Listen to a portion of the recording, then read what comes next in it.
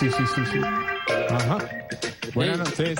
Buenas noches, Venezuela. El Buenas noches, campesino buenas rap, de los más criollitos del mapa, en el diván. Ajá. Dice, Rap criollito del llano, pa' que todos esos muchachos levanten las manos. La viejita y el anciano y el que no quiere escuchar, no. Chao, chamo y rap criollito del llano. Súbeme las manos, el muchacho, la muchacha, la viejita y el anciano y el que no quiere escuchar, no. Chao, chamo, no entiendo la razón, motivo ni explicación de una estúpida opinión por nuestro modo de expresión. Si es que somos tan reales de alma, mente y corazón, con el fin de aplastar famas locas en acción. Y su estúpido requetón con todo el pilanco y porquería. Si les caigo mal por eso es porque están en esa vía de mediocre sin sentido, dijera la abuela mía. Se perdieron esos reales, yo no entiendo esa porfía. Culpable la burguesía y la falsa televisión. Todos quieren fama y real y aparecen en el pantallón. Mientras que este grupo está escribiendo una canción para zumbarles un mensaje que les toca el corazón. Siempre con la realidad, la sencillez y la humildad, hablándote de respeto, de igualdad, amor y paz. Entonces, ¿por qué carajo esto a ti te cae tan mal? Por ser humilde y real, por ser criollo y natural y rap criollito del llano. Súbeme las manos, el muchacho, la muchacha, la viejita y el anciano y el que no quiere escuchar, no. Chao, chamo y rap criollito del llano. Súbeme las manos, el muchacho, la muchacha, la viejita y el anciano y el que no quiere escuchar, no. Chao, chamo. Entre gustos y placeres le pongo la vista al llano. No hay una vaina más valiosa que comer con las manos un guiso de cachicamo o cachapa con marrano. Pija, manito. Eso sí es sabroso, chamo. Los placeres de la vida se hicieron para disfrutarlo. Pa' más nada, pa' vivir y pa' gozarlo. Como dice el viejo justo, el tiempo no lo derrochen. Aprovecha, rabí pelado, gallina no ve de noche. No hay quien pueda arrebatarme ni venirme a tracalear. Un momento de placer nunca se podrá comprar. Se podrán imaginar, él ya no me vio nacer a orillas de un topochar y un corral me vio crecer. Rodeado de sencillez, ¿qué más les puedo contar? No hay una vaina más valiosa que vivir en libertad, riéndonos a carcajar con tanta mujer bonita adornando la vecindad. ¡Ay, papá! Rap criollito del llano. Muchas gracias, Caracas. Gracias, gracias. Este aspirante a comandante en jefe, ya se autoproclama incluso, escribió esto en su cuenta Twitter. Lo voy a leer.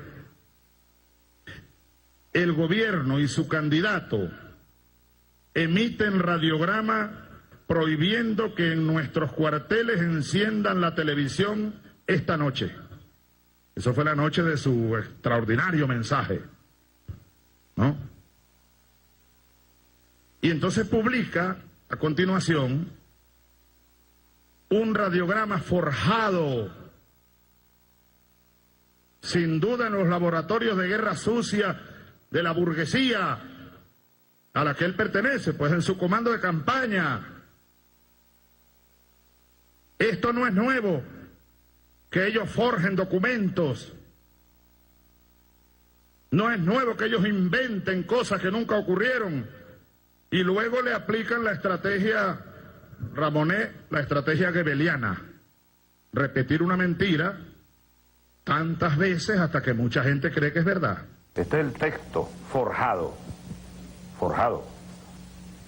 Infórmole que se ordena la prohibición expresa y absoluta de que el personal de oficiales, suboficiales, profesionales de carrera, tropa profesional, tropa alistada, así como el personal civil que se desempeña en las distintas dependencias militares, seguir cualquier programación televisiva por los canales Globovisión, Venevisión y Televen o transmitida por cualquier medio radioeléctrico privado. Ahora, nosotros conseguimos el radiograma original, el verdadero. Ciertamente hay un radiograma número 4926, este es el verdadero, firmado por el general Mata Figueroa, informando a todas las unidades de la Fuerza Armada que se aprobó la nueva directiva que regirá el uso del uniforme patriota, el uniforme de campaña. Lo forjaron, le quitaron este texto y le insertaron el texto forjado.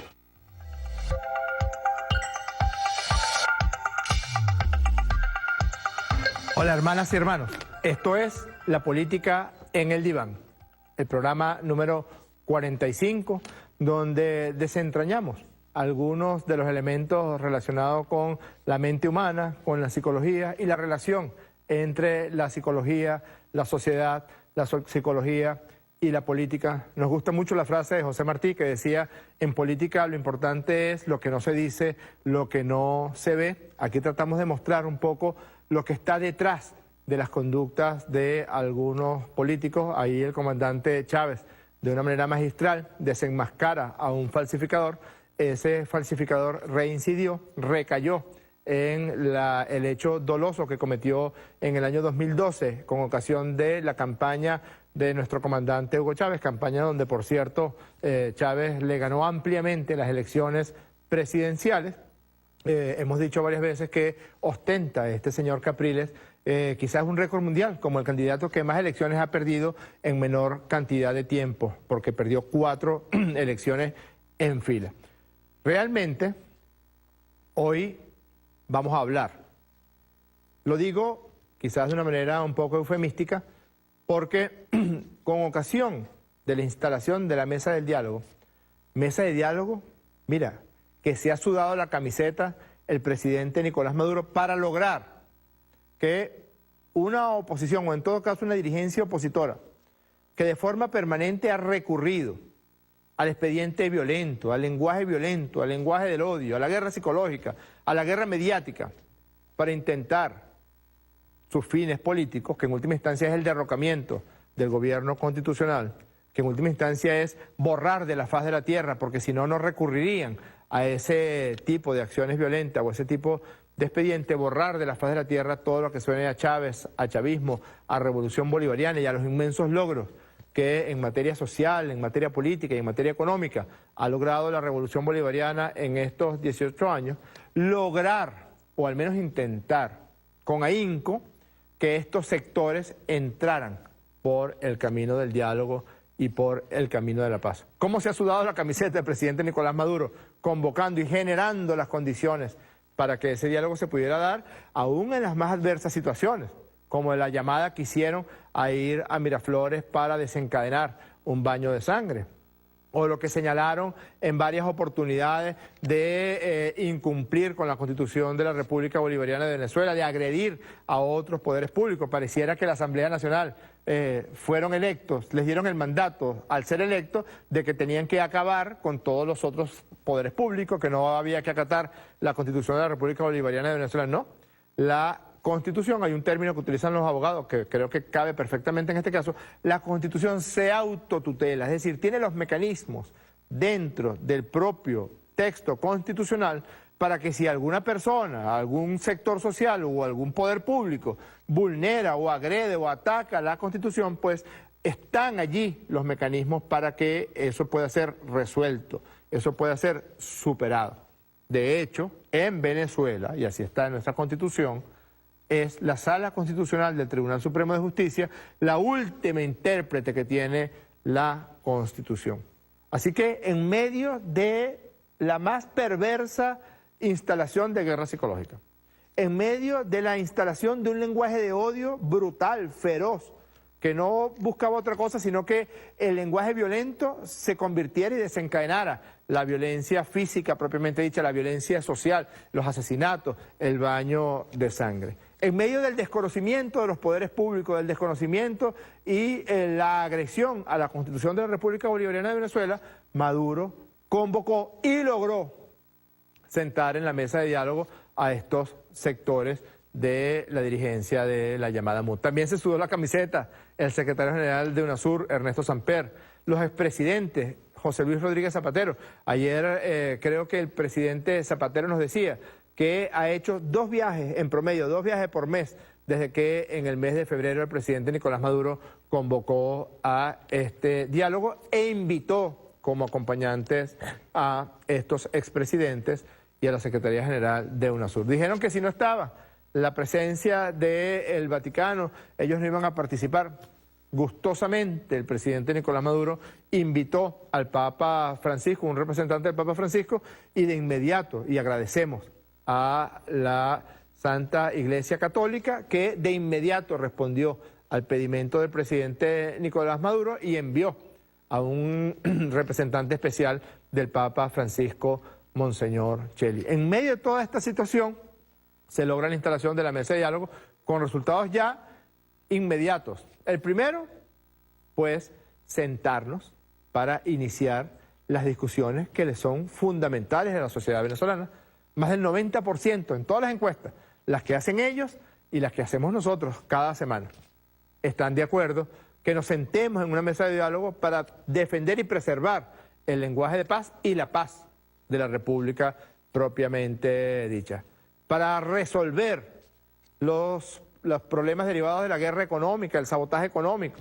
Recientemente acabamos de tener una nueva agresión en contra de Venezuela, en contra de PDVSA, en contra de la República, una calificadora de riesgo que, por cierto, fue profundamente desacreditada, porque era de estas calificadoras que recibían coimas de estos fondos de inversión burbuja, que después todos quebraron, generando el más grande fraude que haya conocido la historia financiera del mundo, y estos, como recibían plata de estas empresas, empezaban a calificarla como muy buena. Esa empresa dijo que Venezuela había quedado en default. Imagínate el nivel de irresponsabilidad y de barbarie al que intentaron someter a un país que además siempre ha honrado todas sus obligaciones con el sistema financiero internacional, aún en el medio de las mayores dificultades. El pueblo quiere que hablemos de eso y que juntos logremos puntos de confluencia para superarlo. Acordamos también defender la soberanía de Venezuela. Acordamos mantener un lenguaje. Pues, frente a todos esos acuerdos claramente positivos para la sociedad venezolana, para el pueblo de Venezuela, en estos días se dio una agresión brutal en contra de la mesa de diálogo. El responsable de esa agresión, de ese intento de implosión de la mesa de diálogo, fue Enrique Capriles Radonsky y un sector del partido, de lo cual él es uno de los dirigentes. Todo parece indicar que en este momento ya está perdiendo incluso el liderazgo de su propio partido, y por eso se lanza con dos sicarios políticos a tratar, por la vía de la más deleznable de las actitudes y las posiciones en la Asamblea Nacional, a tratar de implosionar, de agredir la mesa de diálogo. De eso hablaremos hoy en la política en el diván. Hablaremos del lenguaje de odio como moneda para el acceso a la violencia propiamente dicha. Hablaremos también de la doble faz, del doble mensaje, de la tendencia permanente a mentir. Es increíble, mire, ese radiograma del que hablaba el comandante Chávez en la entrevista que le hicieron, yo recuerdo ese día. Ese día estábamos en Puerto La Cruz. La noche anterior se había dado el meeting en Puerto La Cruz de nuestro comandante, un mar de gente colmó una de las principales avenidas de Barcelona y Puerto La Cruz. Y a la mañana siguiente, el presidente Chávez iba a dar una entrevista a Teleoriente. Ya sabíamos lo del forjamiento del bendito radiograma militar. Y yo recuerdo que en la mañana, antes de dirigirnos a la entrevista, yo fui a buscar a Chávez a donde estaba pernoctando, y de allí nos dirigimos hacia el sitio de la entrevista. Y Chávez me decía que cómo es posible que alguien pueda meter una mentira que tan flagrantemente puede ser descubierta. Es decir, que ¿qué podía haber en la personalidad de un ser humano que hiciera eso? Y yo aventuré, sin ninguna intención de hacer ningún tipo de diagnóstico, que solamente alguien que tenía rasgos de conducta antisocial podía hacer algo así, podía forjar, podía falsificar documentos públicos y tratar de convencer a los demás de que eso era verdad. Eso lo conversamos Chávez y yo una mañana de julio del año 2012. Estamos en el año 2016. 4 años después, todavía Capriles Radonsky tiene en su cuenta Twitter, Pablo, ese Twitter que dice: el gobierno y su candidato emiten radiograma prohibiendo que en nuestros cuarteles enciendan TV esta noche. 4 años después de que Chávez lo desmontara, desmantelara esa inmensa mentira, ese señor todavía tiene ese radiograma. Lo bajamos ayer de su cuenta Twitter. Es decir, se ratifica algunos de los rasgos de carácter antisocial que notamos, porque si tú metes una mentira o engañas o actúas fraudulentamente de manera flagrante, es evidente que tu intención es agredir a otro, que tu intención es mentirle a otro. De eso también hablaremos hoy en la política en el diván. ¿Cómo fue la agresión al diálogo y cómo logramos salir airosos de esa agresión y estoy seguro que saldremos airosos de otros intentos de implosionar esa mesa de diálogo que es aprobada por más del 85% de la población venezolana. Esto es La Política en el Diván, programa número 45. Síganos en vivo por Facebook Live, por Periscope y por Ciudad Caracas Radio y escríbanos a las cuentas Twitter @PolíticaDiván y @JorgeRPSV. Ya regresamos.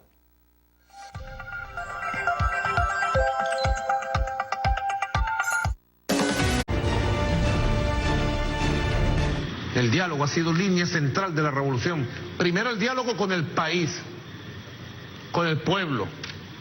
El diálogo real con el humilde, con el ciudadano, con la gente de a pie, todos los días.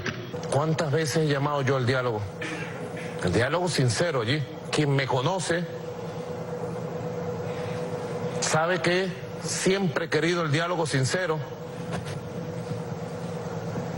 Y quien me conoce sabe que yo soy capaz de dialogar.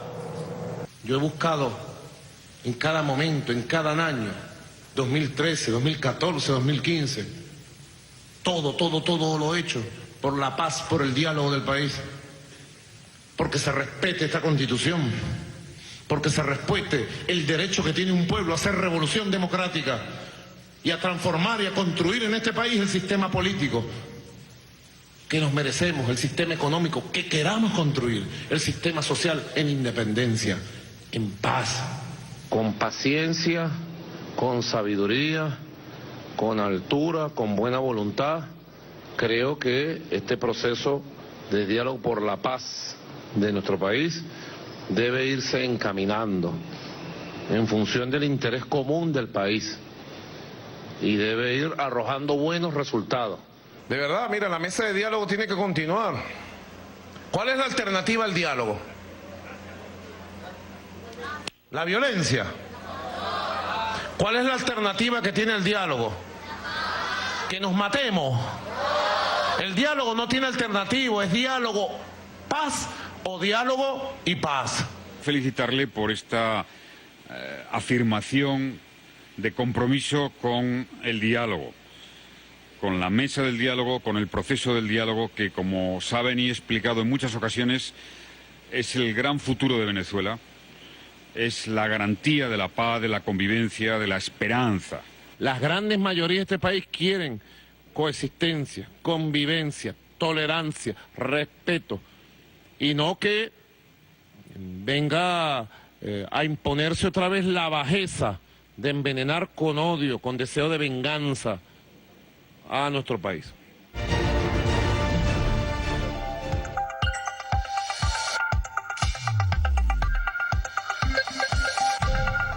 Y sin duda nos hemos ahorrado muchas de las ocasiones en que el presidente Nicolás Maduro convocó al diálogo este año 34 veces para que los sectores de la dirigencia opositora acordaran junto a nosotros abandonar el lenguaje de odio y abandonar las prácticas reñidas con la Constitución de la República Bolivariana de Venezuela. Y mucho se ha avanzado en este diálogo de paz. Miren, estos acuerdos son fundamentales.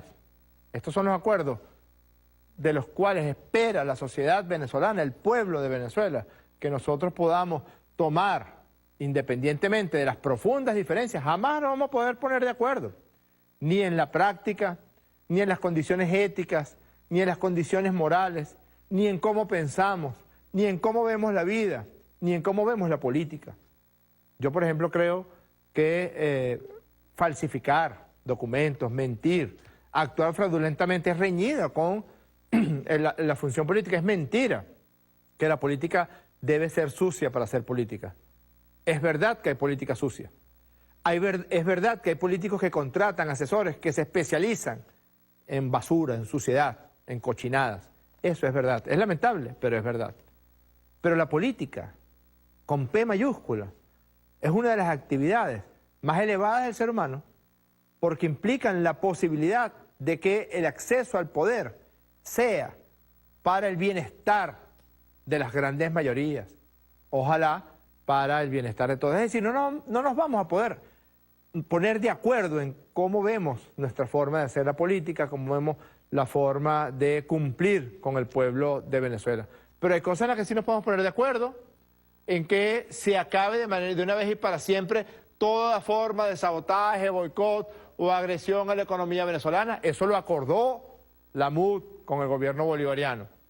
Que en el campo político, que se supere la situación de desacato de la Asamblea Nacional, es decir, que la Asamblea Nacional comience a acatar las decisiones que el máximo tribunal, en su función de control concentrado de la Constitución, así lo dice la Constitución, creo que es el artículo 335, que la Sala Constitucional del Tribunal Supremo de Justicia deberá resolver omisiones de otros poderes públicos que agredan. Imagínense ustedes, por ejemplo, en el año 2003 había que elegir un Consejo Nacional Electoral porque fue producto, esa selección del Consejo Nacional Electoral, de la mesa de acuerdos que se había instalado en el año 2002 a instancia del presidente Hugo Chávez. Igual no le pararon mucho a la mesa, igual se fueron a la violencia, igual tomaron la Plaza Altamira, hubo muertos. Igual intentaron por todos los medios torcer la Constitución, trataron de convocar un referendo consultivo y trataron de decir que era vinculante, un pocotón de cosas que hicieron en esa oportunidad, y Chávez insistía, dentro de la Constitución todo, fuera de la Constitución nada, siéntense en la mesa. Los acuerdos de esa oportunidad derivaron en que tenía que escogerse un Consejo Nacional Electoral y no se pudo poner de acuerdo a la oposición, a pesar de que ya había firmado en esa mesa con este señor Gaviria como garante de esos acuerdos, a pesar de que lo firmó, pues no pudo, no lograron ponerse de acuerdo entre ellos, los sectores, los partidos políticos de la oposición, y no pudieron elegir el CNE. ¿Qué ocurrió? La Sala Constitucional del Tribunal Supremo de Justicia, corrigiendo la omisión legislativa de la Asamblea Nacional, pues escogió al rector. Esa es la función última de la Sala Constitucional. Es decir, que nos pusimos de acuerdo en esto también, que tienen que empezar a respetarse los poderes públicos, unos con otros, que acordamos nuestra posición unánime de defensa de los derechos legítimos e inalienables de Venezuela sobre la Guayana Esequiba. Y pocas veces había ocurrido que los sectores de la derecha se pusieran de acuerdo con el gobierno bolivariano para defender a Venezuela de agresiones y para defender la posición que de forma inequívoca e inalienable tiene Venezuela sobre la posesión de la Guayana Esequiba. Y este punto 4 es muy importante. Se adoptó la declaración conjunta, convivir en paz. Eso no es una letra muerta. Señores directivos de la MUD, si ustedes firmaron ese papel y lo leyeron frente al pueblo de Venezuela, porque el alcalde Ocariz lo leyó conjuntamente conmigo, y ustedes están acostumbrados que a lo que firman después no lo respetan, nosotros sí respetamos cada letra de lo que firmamos. Por eso somos responsables de cada una de las cosas que firmamos y acordamos. Nosotros firmamos y acordamos un documento que implicara abandonar el insulto, abandonar el uso de la mentira, abandonar la diatriba estéril. Por eso es que Capriles, y luego, muy importante también, reforzar institucionalmente el diálogo. Se instalaron todas las mesas y hemos venido avanzando en este trabajo. Por eso es que Capriles reincide. Atención a este punto. Declaración conjunta, convivir en paz. Miren, Capriles sabe que si esta mesa de diálogo tiene éxito, y lo va a tener, lo está teniendo y lo va a tener. ¿Ya? Hasta aquí llegó, políticamente hablando. ¿Ya? Ya nosotros sabemos incluso cuáles son los movimientos que se están dando para que aparezca otro liderazgo emergente, y ya no tan emergente, ya instalado en el partido Primero Justicia, pero ese es el problema de ellos. Por eso ocurre la reincidencia. Fíjense esto. En el año 2012, Capriles falsifica un radiograma militar de una manera burda. Chávez lo explica muy bien en esa entrevista que le hicieron en Teleoriente. Porque ese radiograma militar, esta es la falsificación, ese radiograma militar había sido firmado, este es el verdadero, había sido firmado por el general Mata Figueroa cuando era ministro de la Defensa. en el año 2011 y estaba referido al uso del uniforme patriota. ¿Qué hizo Capriles y JJ Rendón, que era su principal asesor en campaña sucia, en basura, en cochinada? Pues agarraron el mismo número de radiograma, pusieron todas estas barbaridades que los efectivos militares no podían ver. Por cierto, fastidiosísimo y mentirosísimo ese mensaje que en esa oportunidad, por favor, si era más bien importante que nuestra Fuerza Armada Nacional Bolivariana vieran el tipo de cosas que ese señor estaba diciendo, el tipo de mentiras que estaba diciendo. Y en el mes de julio del 2012, quien firma el radiograma forjado de Capriles Radonsky es el general Mata Figueroa, con el pequeño detalle de que el general Mata Figueroa había dejado de ser ministro de la Defensa en enero del 2012 y ya era precandidato nuestro a la gobernación del estado de Nueva Esparta, gobernación que por cierto ganó en elecciones libres y democráticas. Ahora miren cómo recae y reincide Capriles para tratar de implosionar el diálogo. Adelante. Campos Flores y Flores de Freitas hicieron uso de pasaportes diplomáticos emitidos por la Cancillería venezolana. No se trata sobre el tema del apellido, se trata de que eran 2 personas con pasaporte diplomático. Aquí está uno de ellos. Portaban un pasaporte diplomático, pasaporte emitido por la Cancillería de nuestro país. Aquí está el pasaporte. La señora de la Cancillería, ella tenía una rueda de prensa hoy que suspendió, donde ella ahora, el problema que yo dije que estas 2 personas tenían pasaportes diplomáticos. Pasaportes es una infografía que está en cualquier cantidad de portales.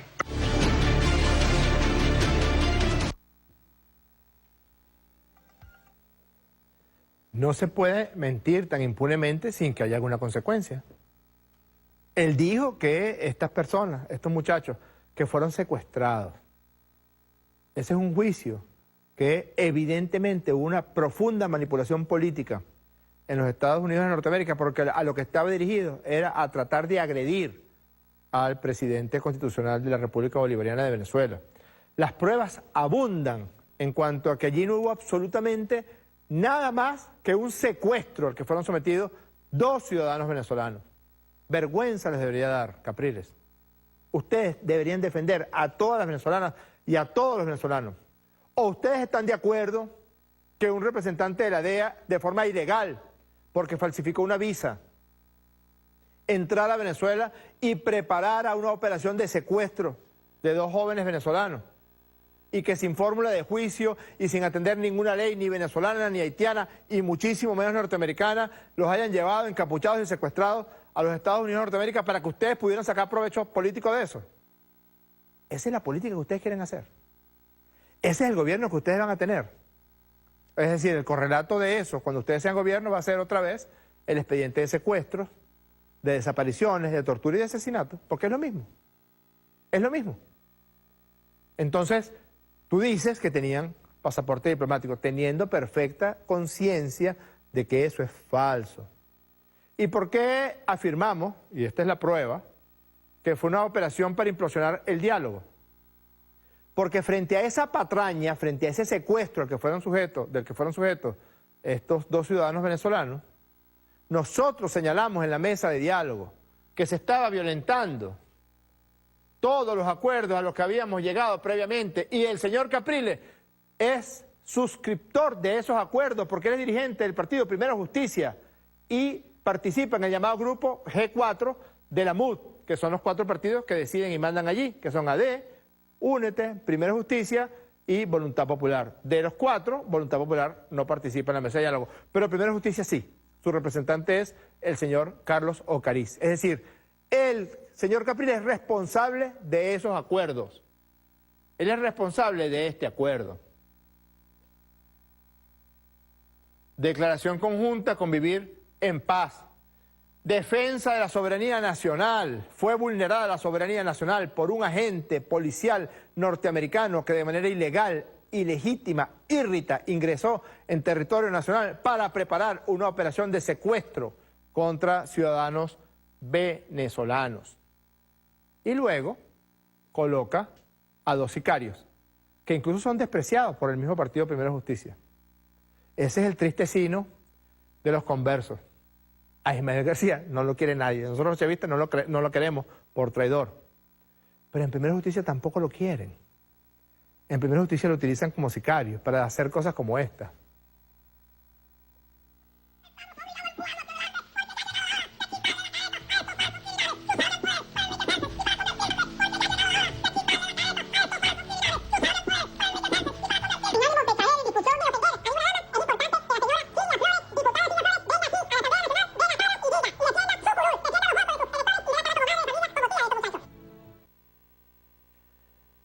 No fue que falló el video. Esta vez no le vamos a echar la culpa a Pablo, ni a Ryan, ni al control.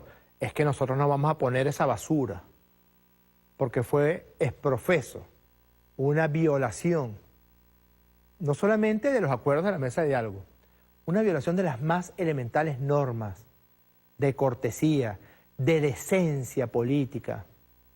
Se metieron con el hijo del presidente, mi amigo Nicolás Maduro Guerra, trabajó conmigo muchísimos años en Fundarte, un muchacho decente, bueno, culto. Se metieron con el hijo de la primera combatiente, un muchacho trabajador, decente, bueno. ¿Y ustedes esperaban que nosotros no íbamos a responder a eso? Claro, ustedes pensaban que nosotros íbamos a responder a eso, esa era la operación, levantándonos de la mesa de diálogo. No. Diciéndoles que son unos deleznables, que son unos inmorales los que montaron esta operación, también les decimos que vamos a seguir en la mesa de diálogo y que vamos a insistir en que esto se erradique para siempre. Que a ese sicario que ustedes tienen, que se llama Ismael García, o al otro que se llama Ismael León, que busquen hacer mérito con algo diferente, a inventar patrañas, a meter mentiras, a insultar gente. Perdónenme esta pequeña digresión. Creo que es la primera o la segunda vez que lo digo en público. Yo me sé muchísimos secretos y situaciones de la vida privada de muchos dirigentes de la oposición venezolana, de muchos. Y jamás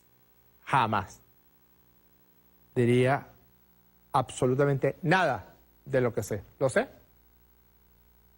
Lamentable o afortunadamente, mi vida profesional me permitió tener acceso a una gran cantidad de información. Jamás me atrevería, jamás, porque me parece repulsivo, deleznable, asqueroso. Muchísimo más repulsivo, deleznable y asqueroso es inventar cosas, como la que hizo Ismael García, como lo que hizo Ismael León. Nosotros insistimos con firmeza en que esto debe respetarse y nosotros sabemos y suponemos y esperamos que la MUD va a asumir, pues, que hubo una operación de agresión contra el diálogo y es una operación que ya está plenamente superada. En el fondo, miren, sin ánimo de hacer diagnóstico, todas las cosas que sabemos de Ismael García. Hay cosas que son privadas, que eso no tiene por qué ventilarse, pero hay cosas que tienen que ver con su ejercicio público. Hay un señor de apellido italiano, no es mal, con mucho dinero. Y tú sabes dónde está ese dinero, porque parte de ese dinero es tuyo, la mayor parte. Tú sabes de quién te estoy hablando. Trastorno antisocial de personalidad, DSM-4, que es el libro de guía para hacer diagnóstico en psiquiatría. Fracaso para adaptarse a las normas sociales en lo que respecta al comportamiento legal. No teníamos ni siquiera 2 semanas de haber firmado el acuerdo de diálogo y haber firmado el acuerdo Convivir en Paz. Nosotros firmamos eso para que Ocariz leyera ese documento y nosotros lo leyéramos también y después olvidarnos de ello. No, lo firmamos para respetarlo y ustedes lo tienen que respetar, como lo estamos respetando nosotros. Ahora miren esto. Deshonestidad indicada por mentir repetidamente, utilizar un alias, estafar a otros para obtener un beneficio personal o por placer. Aquí podemos decir un beneficio personal, por placer, o político. Es tan brutal que a estas alturas Capriles no ha retirado el malhadado radiograma militar que él forjó, que él falsificó, y eso es un delito. Nuestra canciller, por supuesto, lo denunció ante la Fiscalía porque volvió a incurrir en el mismo delito, forjó unos pasaportes y después, sin asumir su responsabilidad, hubiera podido haber dicho, miren, me equivoqué. No, dice, no, eso es una infografía. Tú no dijiste nada de ninguna infografía, Capriles Radón. Tú dijiste que eso eran los pasaportes diplomáticos con los que fueron secuestrados estos dos muchachos. En el fondo, miren, lo que está ocurriendo es esto. Esto es un resumen, que me parece que quedó muy bueno esta infografía, así como lo llama Capriles. Este es un resumen de todas las peleas que han ocurrido en el seno de la oposición para tratar de desalojarnos del poder y para tratar no de hacerse con el poder en unidad, no de hacer un gobierno de unidad nacional de opositora, no para hacer un gobierno, etcétera. No, es para ver quién de ellos después se queda con el poder. Imagínense el nivel de anarquía y el nivel de caos en la que estos señores sumirían al país. En enero empezó la disputa por la presidencia de la Asamblea Nacional entre Ramos Alup y Borges. Entre enero y marzo empezaron cada uno se hizo con una consigna para derrocar de forma violenta, agresiva e inconstitucional el gobierno de Nicolás Maduro Moro. María Corina dijo que renunciara, Ramos Alup dijo que enmienda, Freddy Guevara dijo que había que destruir el país y Capriles dijo que el RR.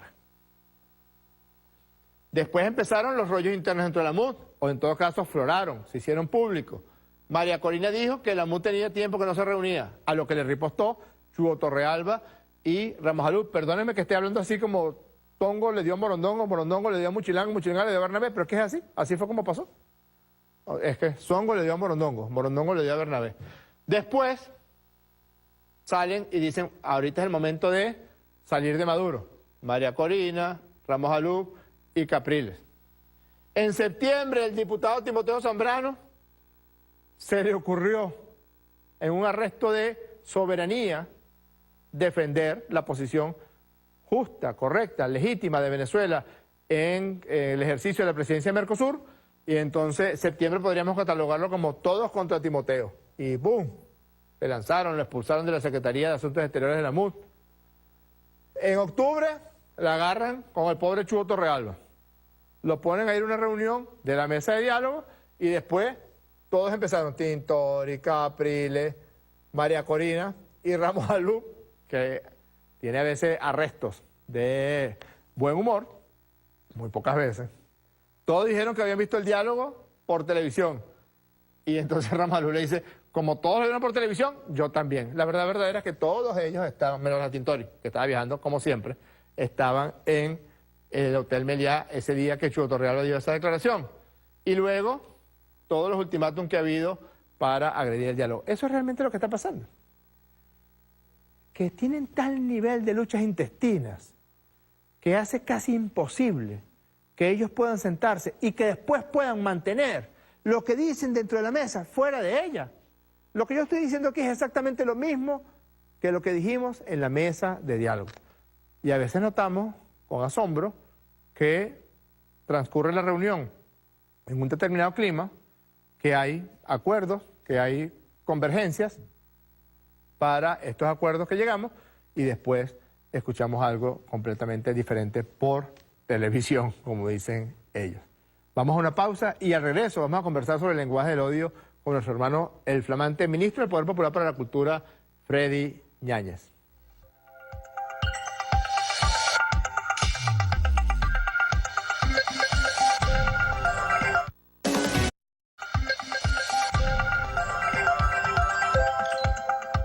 Ya regresamos, ya se encuentra en el estudio nuestro hermano Freddy Ñáñez. Antes de conversar con Freddy, yo quería compartir con ustedes lo que se conoce como el triángulo del lenguaje del odio según un pensador, un lingüista llamado Robert Sternberg.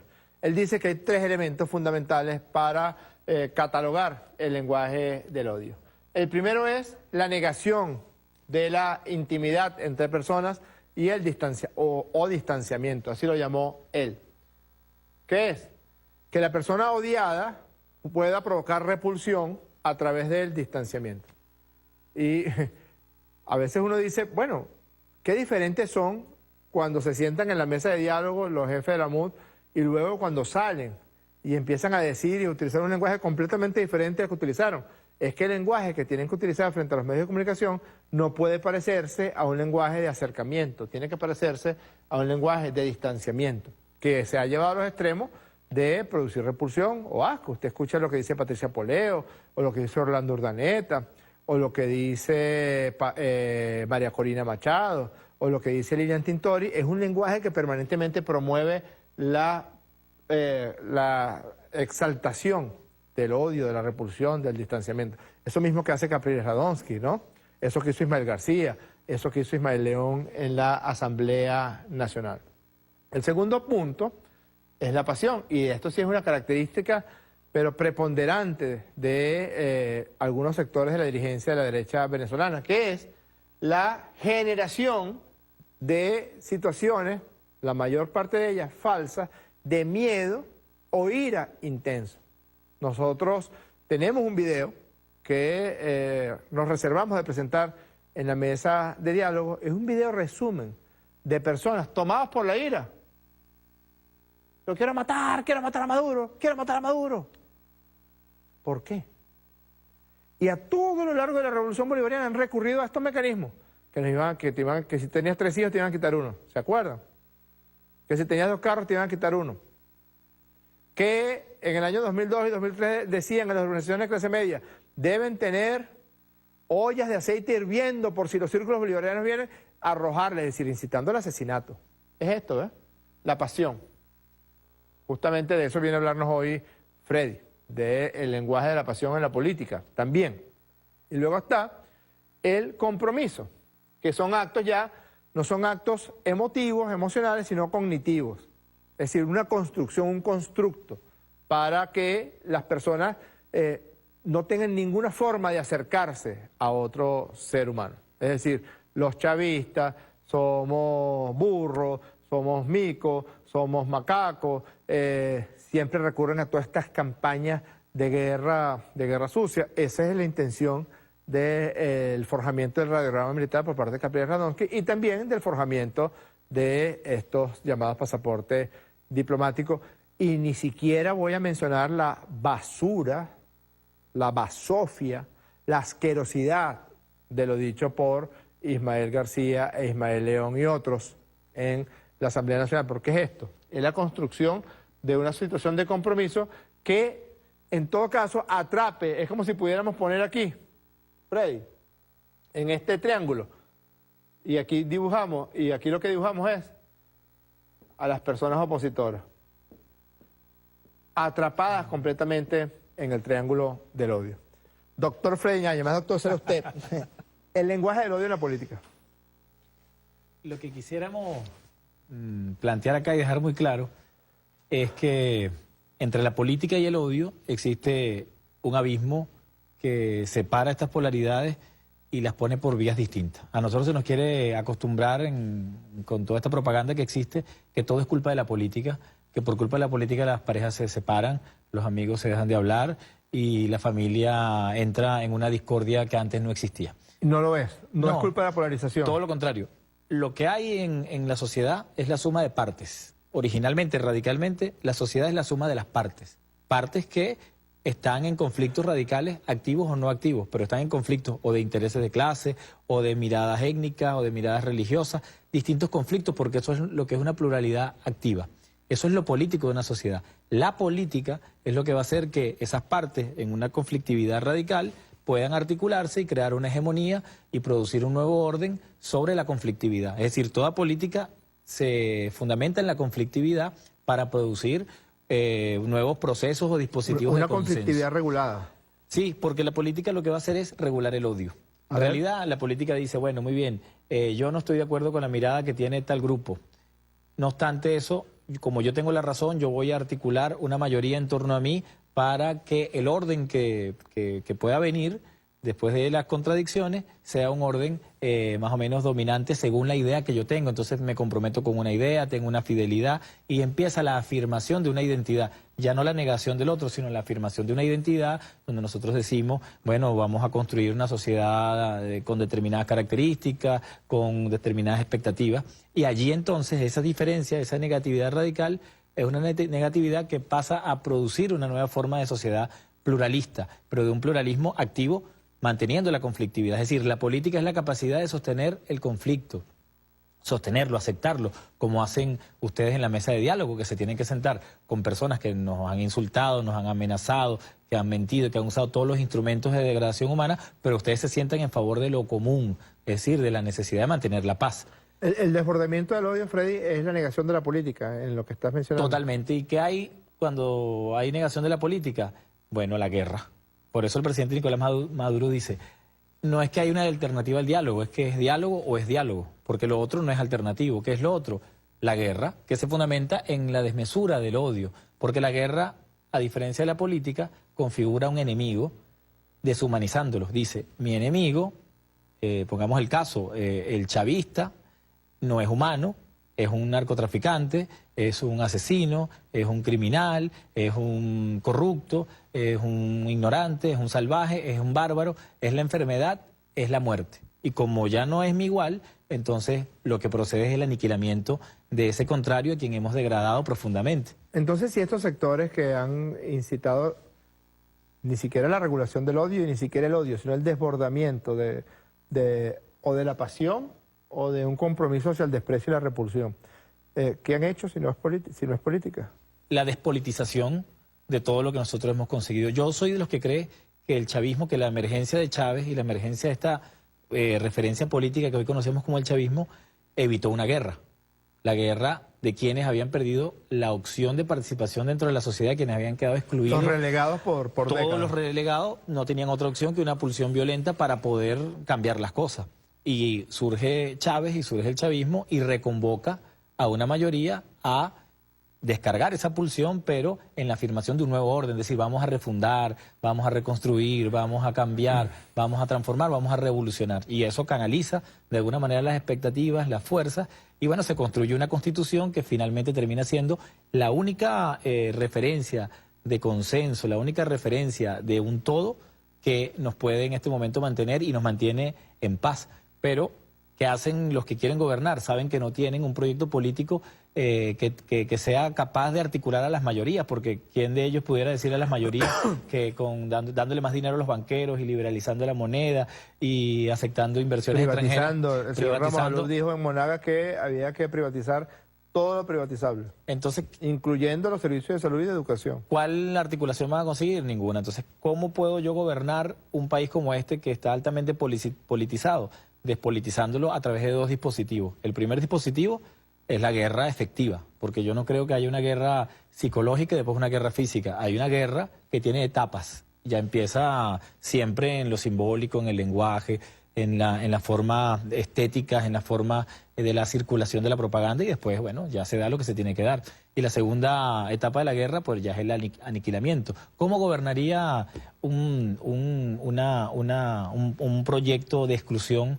Gobernaría primero aniquilando a su adversario, es decir, a nosotros, y luego despolitizando la sociedad, que se va a sentir culpable de este enfrentamiento de hermanos, y diría, la culpa es de la política, porque antes de la política nosotros todos éramos hermanitos, es decir, antes de Chávez todos éramos hermanos, todos éramos amigos, todos estamos en un consenso. No existe una sociedad como el producto de un consenso o de una armonía. Existe la sociedad como la suma de las partes en conflicto que se activan o no se activan. Se activan fundamentalmente cuando hay proyectos políticos para superar las contradicciones de manera pacífica, o se activan de manera negativa cuando la guerra se desborda, cuando el odio se convierte en la única vía para descargar esa pulsión y esa necesidad de transformación. O sea que no es viable que por la vía del desbordamiento del odio ellos logren tomar el poder y estabilizarse en el poder.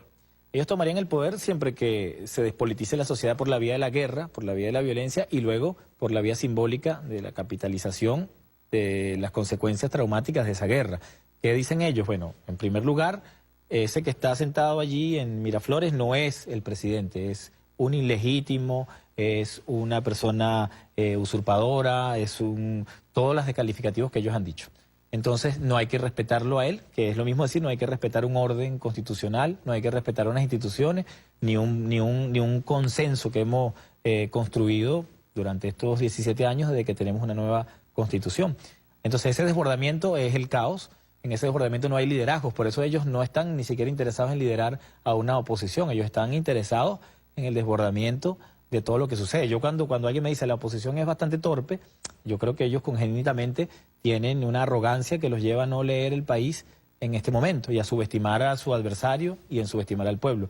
Pero sí creo que tienen un guión muy bien redactado y que lo van siguiendo fidelmente y que consiste en que se desborde la violencia. Cuando yo me preocupé mucho cuando después de aquella marcha que ellos decían que iban a sacar al presidente el 1 de septiembre, surgió la etiqueta maldita MUD. Porque yo decía, bueno, si la reacción que hay de una supuesta mayoría, en Twitter por lo menos, que también es bastante relativa, pero si esa es la tendencia y la pulsión de satanizar incluso a los que se supone eran los cabecillas de esta celada contra la Constitución, entonces, ¿qué es lo que está incubado en esta masa opositora que no tiene proyectos, sino que lo que tiene es una gran pulsión que quiere descargar negativamente contra su adversario? ¿Y quién va a capitalizar eso? Me parece aquí que más que el tema de un fracaso de un liderazgo, lo que hay es un guión que va a proponer el enfrentamiento de hermanos, incluso ellos mismos se van a enfrentar entre ellos mismos, porque en una guerra nadie sabe cómo van a resultar las cosas. Sabemos cómo empezó, pero no vamos a saber cuándo ni cómo terminó. Y que ellos al final lo que están proponiendo es una salida de la política. Su proyecto es salir de la política, porque cuando ellos han gobernado, pongamos el caso de Raúl Leoni o de Betancur, cuando ellos gobernaron con una hegemonía militar, una hegemonía de un Estado, de unas instituciones, cuando tuvieron la mínima disidencia, la arrasaron con sangre y fuego, lo que demuestra que el liberalismo y la derecha venezolana y universal es incapaz de tolerar el conflicto, es incapaz de tolerar la disidencia. Freddy, ahora bien, incluso eso quizás explica algunas conductas que parecerían absurdas. Por ejemplo, ellos obtienen por artes malas y guerras psicológicas, obtienen una victoria electoral. Uno esperaría que ellos tratarían de fortalecer, digamos, el poder público al que accedieron por la vía del voto popular, que fue la Asamblea Nacional, y han hecho exactamente lo contrario. Es decir, han desmantelado la Asamblea Nacional en aras de obtener el poder, quién sabe cuál, porque a mí no me queda claro ni siquiera que el objetivo sea solamente llegar a Miraflores. Yo creo que el objetivo es precisamente lo que tú dices, es promover el aniquilamiento de un sector de la sociedad que ellos ya reconocen como el enemigo. Un caos, claro, cuando ellos llegan al poder, paradójicamente llegan al poder legitimando la Constitución, legitimando los procesos que ellos han negado históricamente. Ellos fueron los mismos que se retiraron en las elecciones parlamentarias de 2005. Ellos fueron los mismos que votaron en contra de la Constitución Bolivariana de Venezuela. Ellos fueron los mismos, o son los mismos que han venido negando que aquí existe una democracia. Entonces, ser electo en un sistema que tú niegas, un sistema que tú deslegitimas, al final te deslegitima a ti. Ellos en ese poder se deslegitiman porque, uno, el proyecto que tienen es inconfesable. No es un proyecto que tú puedas vender o del cual tú puedas hablar abiertamente o que lo puedas poner en discusión en asambleas populares, en consejos comunales. Es un proyecto impopular completamente. Es decir, ellos no pueden hacer política con su proyecto porque quedarían desenmascarados. Lo que pueden sí hacer es gobernar sobre las ruinas de un país que ellos van a incendiar, que ellos van a garantizar su destrucción, para luego decir, por culpa de la política, ¿se acuerdan? Ahora estamos en esta situación y hay que gobernar con mano dura, aniquilando y persiguiendo a quienes promovieron este caos. Yo creo que nosotros estamos... O incluso disolviendo las fronteras como hicieron en Libia. Correcto, porque creo que nos estamos enfrentando a un momento en el que el capitalismo ya pues tiene muy claro que su proyecto como propaganda está develado. O sea, es inviable que a través del sistema capitalista logremos progreso, logremos confort, logremos igualdad, logremos superación. Esa quimera que tiene el capitalismo, que lo lleva a una cosa infinita que nunca se logra. Entonces, ¿qué sucede? Que ellos dicen, bueno, está emergiendo un pensamiento político disidente que se está llevando a la práctica y que el siglo XXI se inaugura con prácticas de incluso desde el sistema democrático, de transformaciones, de participación, de una resemantización de casi todo lo que es el espacio político. El partido se resemantiza, la democracia se resemantiza, el voto, la participación ciudadana. Entonces dicen, ¿cómo nos vamos a legitimar luego? A través de la guerra, que es el aniquilamiento de todo, la sinrazón, el desborde del odio, y luego todo tendrá que volver a su lugar, y para eso emergerá un Estado fuerte, un Estado policial que pondrá las cosas en orden, y a partir de ahí una amnesia colectiva a través de la inoculación de la culpa de la política. Por culpa de la política, va a ser el discurso, nosotros nos peleamos, nos dividimos, llegamos a una guerra, y ahora lo mejor es dejarle esto a los expertos, a los juristas, a los administradores, a los banqueros, que son los que van a resolver el tema económico y el tema de las diferencias sociales a través de leyes y de administración o de gestión de lo público, pero que la gente tenga el trauma y tenga la huella física de que la política termina mal, de que todo lo que comienza con participación política va a terminar ensangrentada o va a terminar sencillamente en el luto. Yo creo que eso es lo que ellos están promoviendo, y por eso abiertamente es el tema del manejo del odio, y abiertamente es el tema de la desmesura de las pasiones y la construcción de un lenguaje de la aniquilación. Ahora, esto no quiere decir que quienes estamos haciendo política de verdad no tengamos un lenguaje de confrontación o beligerante o un lenguaje de lucha. No tiene nada que ver esa dinámica de la política con la guerra. La política es lo contrario de la guerra. Insisto, regula el odio, y la guerra desmesura el odio. Bueno, se nos acabó el tiempo. Ni Dios ni Chávez lo permitan que vayan a lograr sus objetivos de aniquilamiento por la vía de la desregulación del odio. Muchísimas gracias, Freddy. Gracias a ti. Tenemos algunos tweets, vamos a leerlos. Un abrazo. @RL Caldera. Mood, vete al carjo, son y han sido unos falsos, han engañado a sus disociados seguidores, le han hecho y hacen mucho daño al país. @Daniel Rullero. Oposicionismo burgués utiliza criminalmente la guerra económica y exaltación al odio para asaltar el poder político en Venezuela. @Alban7. Determinó el asesinato de venezolanos, forjó documentos, roba en la gobernación y sigue libre. @JD Contreras B1. Como en la teoría del árbol de raíz envenenada, todos sus frutos son envenenados. Capriles es una maleza de raíz envenenada. @Moreantón. Estos golpistas y terroristas opositores no saben del diálogo. Lo de ellos es asaltar el poder y violencia en contra del pueblo. Ya hemos llegado al final. Ha sido un programa de intensidad. Es muy interesante. Vamos a seguir abundando en algunas de las tesis que manejó hoy el ministro Freddy Ñañez acerca de la regulación y la desregulación del odio como vía de avanzar hacia la política o avanzar hacia la guerra. Pero ya se nos acaba el tiempo por el día de hoy. Vamos a cerrar con los panas de Campesinos Rap, que van a estar el sábado en Suena, Caracas, en el Campesinos Rap Sinfónico en el Teatro Municipal. Bueno, allí nos vemos este próximo sábado a las 6 de la tarde. Mañana arranca Suena Caracas con la salsa dura, la salsa cabilla, y todo el pueblo de Caracas, véngase para la Plaza Diego Ibarra para acompañarnos a la inauguración del Festival Suena Caracas desde temprano, desde las 3 de la tarde. Vamos a estar allí con los grupos de salsa nacionales y van a cerrar Tito Rojas y Rey Ruiz como invitados internacionales en el día de mañana, que es el Día de la Salsa. Búsquenlo en la página web suenacaracas.gov.be. Ahí está toda la grilla, está todas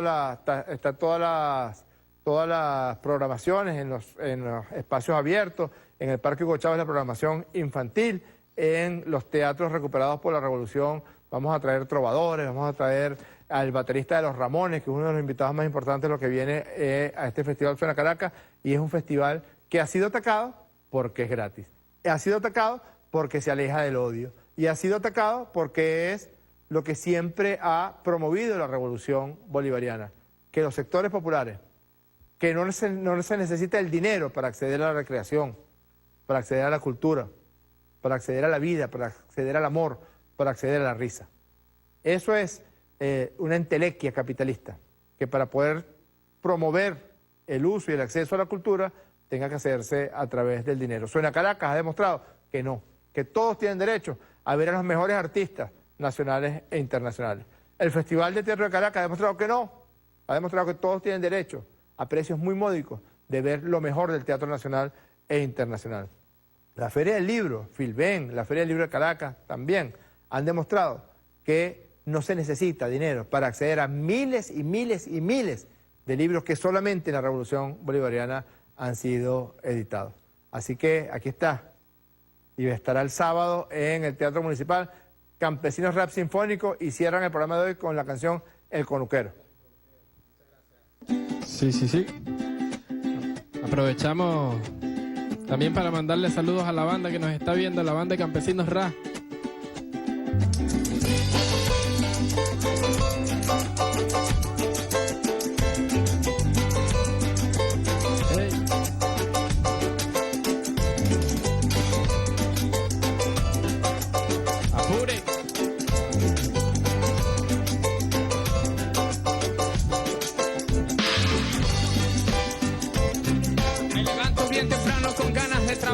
Le pongo la vista al monte en la primera espabilada, y antes de que cante el gallo me dispongo a comenzar. Alisto machete y hacha echándole una mola, porque un viejo campesino no carga vaina ya. Hoy me toca ya sembrar pocho, lechos y yuca. Tengo un conuco tupío con varias clases de fruta. Tengo maíz, tengo limones, tengo ají con pimentones, o llamas, piñas, cambures, batatas como frijoles. Con todo tipo de sabores, tengo mangos y mamones, y una cantidad de plantas que usamos para los dolores. Y en su con dos colores te lo puedo asegurar. Lo que siembra en el conuco, ahí mismito se verá. El abono que utilizo es muy bueno y natural. Mezclo cagajón con bosta, cada pata es un puñal. No me gusta fumigar con esas vainas de la hora, puro químico que daña la tierra germinadora. El que va pa' aquel conuco, ahí mismito se enamora. Me pregunta que cuál es mi malla cultivadora. ¿Cómo hago pa' que nazca tanto fruto en cantidad? Le respondo, compañero, le voy a decir la verdad. Hay un dicho muy verdadero y se los voy a recomendar. Cualquier que siembra cosecha, porque la tierra es pa' sembrar, porque la tierra es pa' sembrar, porque la tierra es pa' sembrar. La tierra es pa' sembrar, y la tierra es pa' sembrar. Porque la tierra es pa' sembrar, porque la tierra es pa' sembrar. La tierra es pa' sembrar, y la tierra es pa' sembrar. Porque la tierra es pa' sembrar, porque la tierra es pa' sembrar. La tierra es pa' sembrar, y la tierra es pa' sembrar. Porque la tierra es pa' sembrar, porque la tierra es pa' sembrar. La tierra es pa' sembrar, y la tierra es pa' sembrar. Manos a la siembra, manos a la siembra. Manos a la siembra, manos a la siembra. Manos a la siembra, manos a la siembra. Manos a la siembra, manos a la siembra. Manos a la siembra, manos a la siembra. Manos a la siembra, manos a la siembra. Manos a la siembra, manos a la siembra. Manos a la siembra, manos a la siembra. Con ustedes gallina en el aire. Ajá. Vámonos. Ajá. Mira los pimentón. Como toro viste manga, vuelta y vuelta. La gallinita. Como cucaracha en Totuma, vuelta y vuelta. Vámonos, canoa. Nos vemos en el Suena Caracas, el sábado. Sinfónico. Campesinos Rap, en el diván.